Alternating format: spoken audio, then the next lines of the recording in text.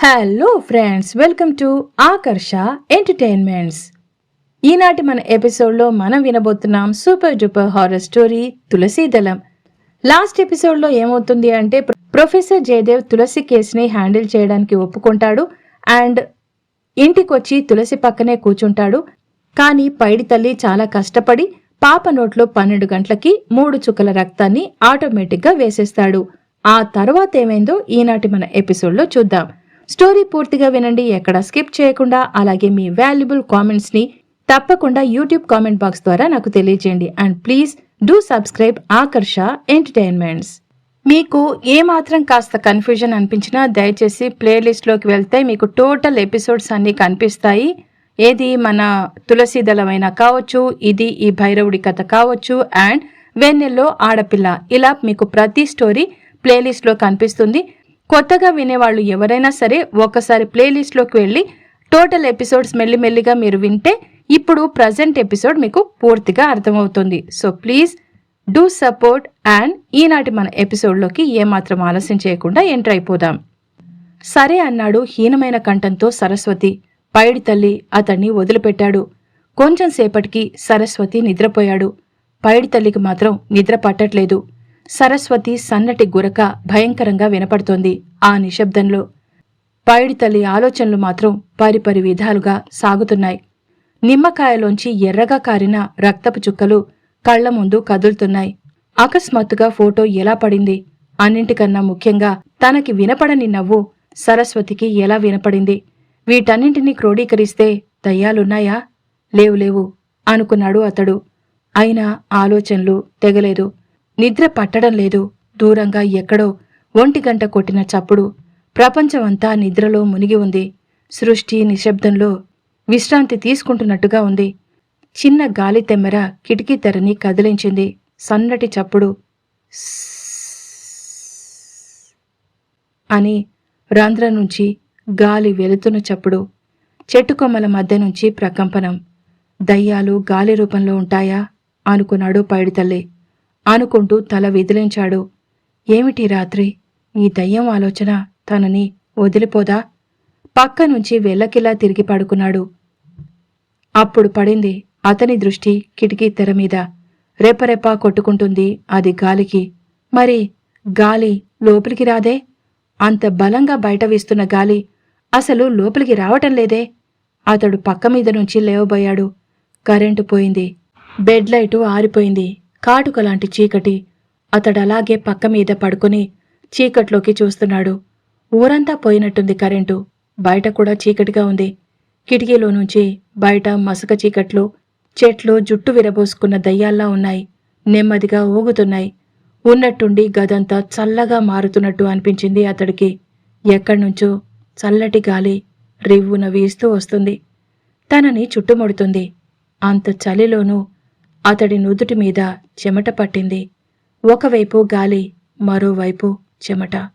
ఇంతలో ఇంకో చిత్రమైన సంఘటన జరిగింది. ఒక అదృశ్యమైన శరీరం తన మీద పడుకున్నట్టు అనుభూతి కలిగింది. ఐస్ కన్నా చల్లగా ఉంది ఆ శరీరం. శరీరం కాదు, గాలి. ఏదో వాయువు బలంగా తనని నొక్కి పెడుతుంది. రక్తం గడ్డు కట్టుకుపోయేటంత చలి.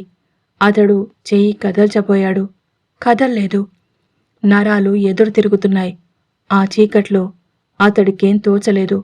నేను మామూలుగానే ఉన్నాను అనుకున్నాడు.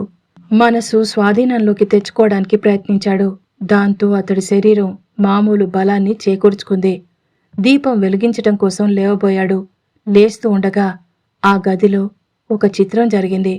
బల్ల మీద పెట్టిన అగ్గిపెట్టె బుస్సుమన్న శబ్దంతో దానంతటదే ఒక్కసారిగా మండిపోసాగింది.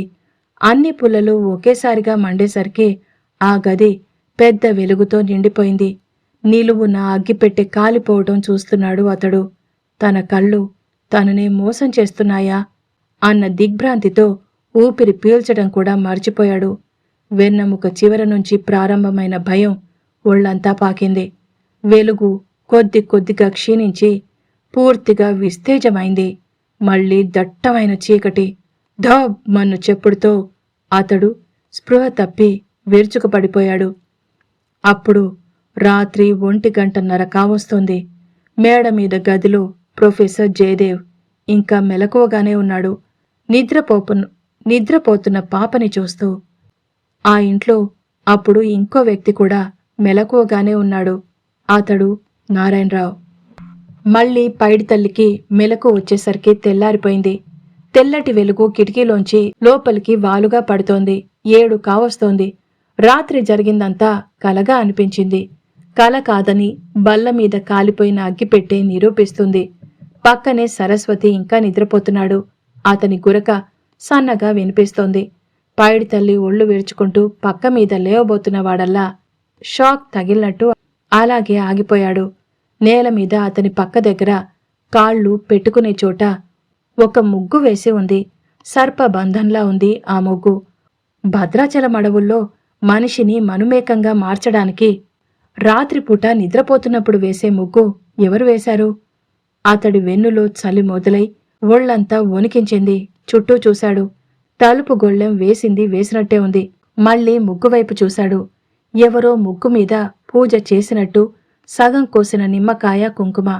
ఆ గది తలుపులు వేసి ఉండగా మానవ మాతృడెవరూ ఆ గదిలో ప్రవేశించలేరని పైడి తల్లికి నిశ్చయంగా తెలుసు. అందులో ఏ విధమైన అనుమానం లేదు. మాయమరలవి ఉండటానికి ఇదేమీ జానపద చిత్రం కాదు. ఇది మరెలా జరిగింది? అతడు చుట్టూ చూశాడు. అప్పుడు పడింది దృష్టి కాగితం మీద.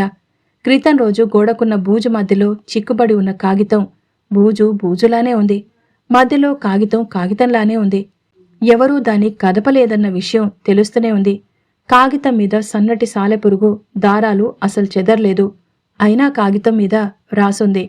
నిన్న రాత్రి తెల్లగా ఉన్న కాగితం మీద పొద్దున కల్లా అక్షరాలు. అతడు నెమ్మదిగా లేచి వెళ్లి వాటిని చదివాడు. కాగితం మీద నిద్రపోతున్న సాలెపురుగు అలికిడికి లేచి పరిగెత్తింది. తెల్లటి కాగితం మీద ఎర్రటి రక్తంతో రాసిన అక్షరాలు అల్లుకుపోయినట్టున్నాయి. అతడు ఒక్కో అక్షరమే కూడబలుక్కుంటూ చదివాడు. కాగితం మీద రక్తాక్షరాలు ఇలా ఉన్నాయి: ఇంకో 24 గంటలు, అంతే. తన చేతిలో ఉన్న కాగితాన్ని అతడు పాలిపోయిన మొహంతో చూస్తూ ఉండగా రామయ్య వచ్చి ఫోన్ వచ్చిందని చెప్పాడు. పైడి తల్లి కొద్దిగా ఆశ్చర్యపడ్డాడు. తనకి ఆ ఇంటికి ఫోన్ రావటం ఏమిటి అని. వెళ్లి రిసీవర్ అందుకుని ఎవరదే అన్నాడు యాసగా. దూరంగా సన్నగా పీలగా వినిపించింది కంఠం. నేను స్వామిని. ఉలిక్కిపడ్డాడు పైడితల్లి. చప్పున అటూ ఇటూ చూశాడు. రామయ్య లేడు. శ్రీధర్, శారద పైన పాప దగ్గర ఉన్నారు. అయినా అతడు సంతృప్తి పడలేదు. ఇలా ఇంటికి ఫోన్ రావటం అతడికిష్టం లేదు. ప్రతిరోజు తనే ఫోన్ చేయాలన్నది వాళ్లు ముందు అనుకున్నది. అందుకే రాంగ్ నెంబరు అన్నాడు పెట్టేయబోతూ. సరే, అది నాకు తెలుసు. నువ్వేం మాట్లాడకు. నేను చెప్పేది జాగ్రత్తగా విను. అంతా సవ్యంగానే అనుకున్నట్టే జరుగుతుంది. ఇప్పుడు 8 అయింది. ఈరోజు 20వ రోజు. నిన్న రాత్రి 12ంటికి పాప నోట మాట పడిపోయి ఉంటుంది. పోయిందా? ఏమో చూడలేదు, ఇప్పుడే లేశాను అన్నాడు విసుగ్గా. అయితే చూడు అన్నాడు స్వామి అట్నుంచి. ఈరోజు కాదర చాలా కోపంగా ఉన్నాడు. నిన్న రాత్రి కాశ్మోరా సరిగ్గా జరగనట్లుంది. పైడి తల్లి చేతిలో రిసీవర్ బిగుసుకుంది. దవడ కండరం ఎత్తుగా లేచింది.